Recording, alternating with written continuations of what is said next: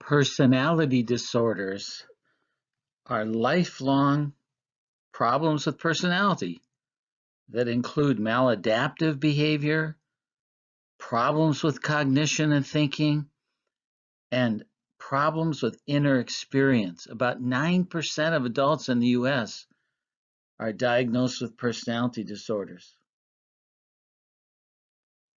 Personality disorders are diagnosed by psychiatrists who use a book called the DSM, Diagnostic and Statistical Manual of Mental Disorders, which is now in the 5th edition, so it's called the DSM-5.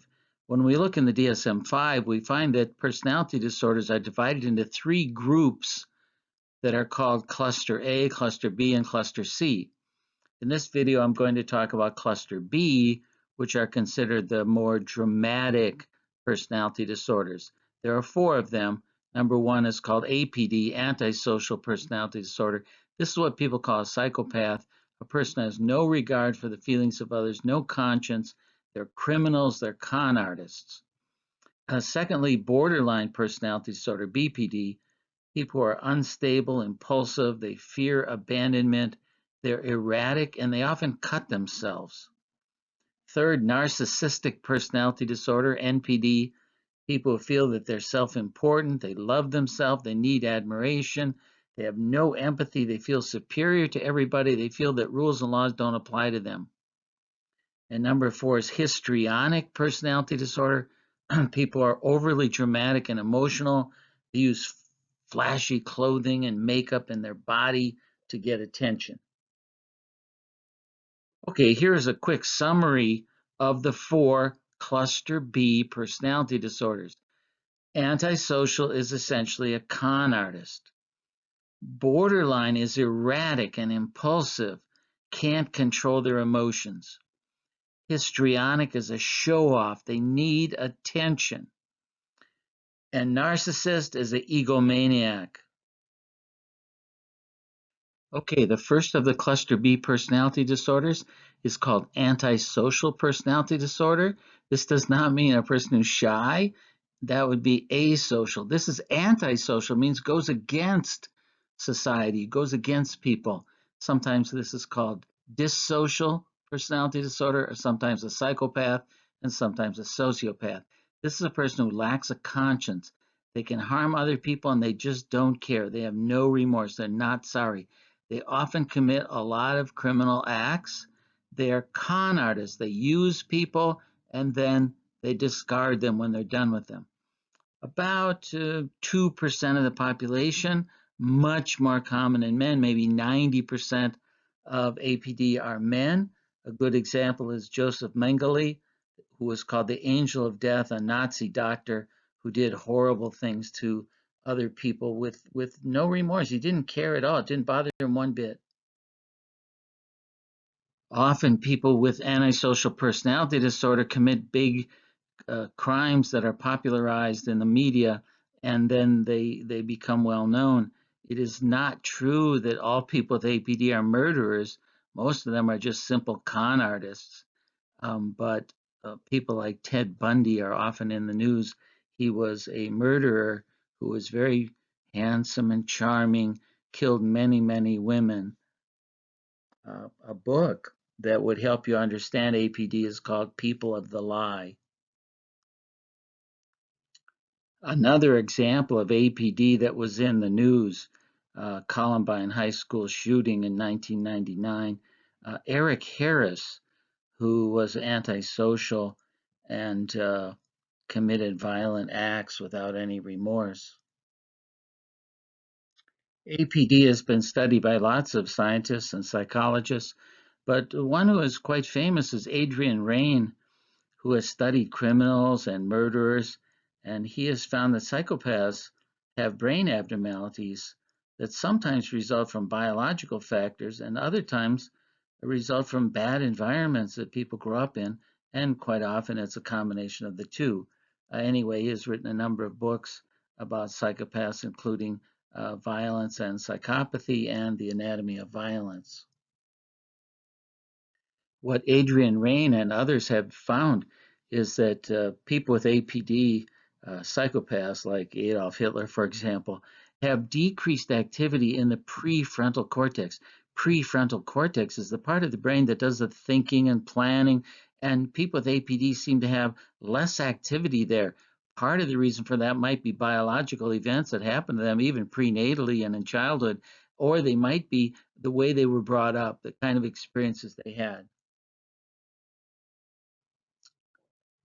So yes, it's been found that people with APD, psychopaths, have decreased activity in the prefrontal cortex. Secondly, it's been found that their amygdala tends to be smaller. So the more psychopathy a person has, the smaller the amygdala usually. The amygdala is a fear and threat part of the brain, which means that people who have APD are not feeling as much fear or threat of a circumstance. They're more likely to take risks. They're more likely to commit crimes. Being in prison does not teach them a lesson. They go out and they do it again. A second cluster B personality disorder is BPD, borderline personality disorder, which about 2% of the population is diagnosed with, and of those with borderline, about 75% are female. So while antisocial tends to be more of a male diagnosis, borderline is more female. The symptoms include unstable relationships, erratic emotions. In fact, in Europe, this is called emotional dysregulation syndrome, impulsive actions, suicide gestures. A lot of people in mental hospitals are borderlines who have made suicide gestures, and dissociation, in which a person sort of goes into a trance, and often borderlines, when they're in a trance, they cut themselves. That activity is just called cutting. Here's what one borderline had to say: being a borderline feels like eternal hell. Pain, anger, confusion, hurt, never knowing how I'm going to feel from one minute to the next. Hurting because I hurt those who I love, feeling misunderstood. Nothing gives me pleasure. Once in a great while, I will get too happy and then anxious because of that. Then I self-medicate with alcohol. Then I physically hurt myself. Then I feel guilty because of that. Shame, wanting to die but not being able to kill myself because I feel too much guilt for those I'd hurt. And then feeling angry about that, so I cut myself or overdose to make all the feelings go away. You can see that this is a very painful situation for people who have this disorder, but it also is problematic for those around them, family members and friends and loved ones. It becomes a very difficult disorder. It is very common for borderlines to cut themselves, although other people do it too. People with schizophrenia, for example, and sometimes teenagers who are in a lot of emotional pain.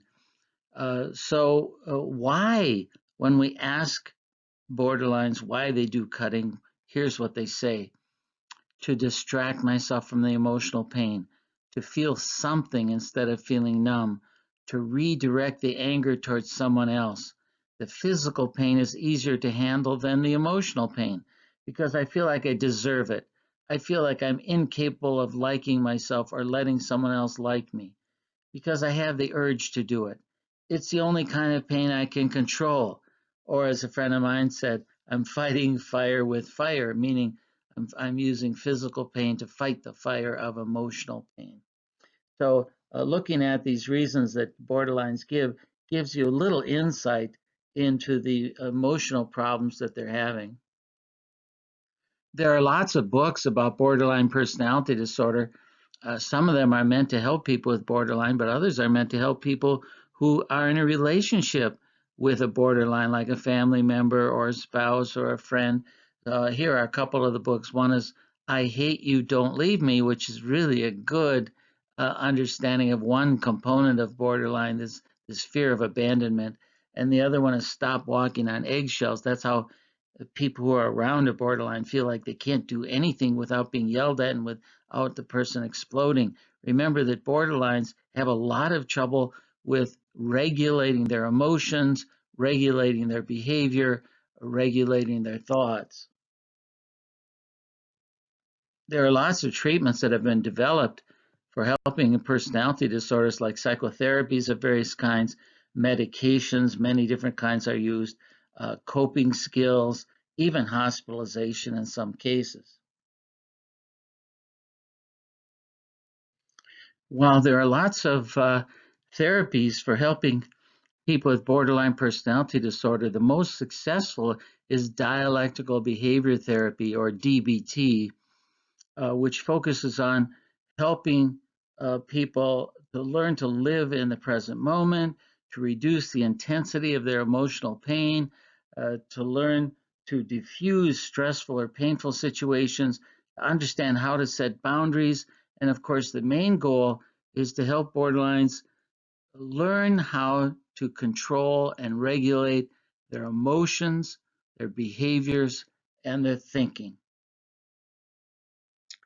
A third of the cluster B personality disorders is called narcissistic personality disorder.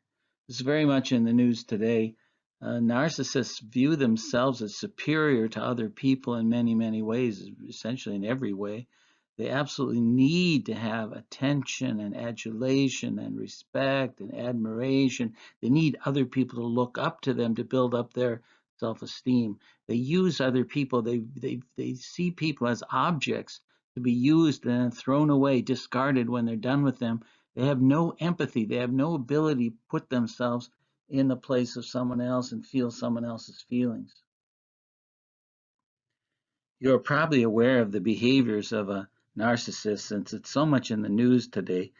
They are conceited, boasting all the time. They monopolize conversation. They look down on other people, and they feel they have a sense of entitlement, that everything is owed to them. They get impatient or angry if they're not given special treatment. They insist on having the best of everything. They have great difficulty handling criticism. They will react with rage or contempt. They belittle others in order to feel superior or to appear to be superior. Here's a cartoon that kind of sums up the idea of the narcissist. At the treatment center for narcissism, please take a number, and all of the numbers are number 1. The last of the 4 cluster B personality disorders is called histrionic. This is a word that means overly dramatic, overly emotional. So people with histrionic personality disorder are always seeking attention. They act inappropriately. They are seductive. They need approval. They need to be center of attention. They're overly dramatic and emotional, vivacious, enthusiastic, and flirtatious. Histrionic personality disorder occurs in about 2 or 3% of the population. It's 4 times more common in females. There are not a lot of different treatments for this disorder. Psychotherapy, of course, is important. And there's a type of psychotherapy called dynamic therapy that seems to work best. All right, that will conclude our brief look at the cluster B personality disorders. In the book, the DSM, personality disorders are divided into 3 groups: cluster A, cluster B, and cluster C. Cluster A are the more paranoid or schizophrenic type disorders. Cluster B, as we looked at here, are the dramatic disorders. And cluster C includes obsessive compulsive and avoidant and dependent personality disorders. Okay, so in this video, we looked at antisocial, borderline, histrionic, and narcissistic. Bye for now.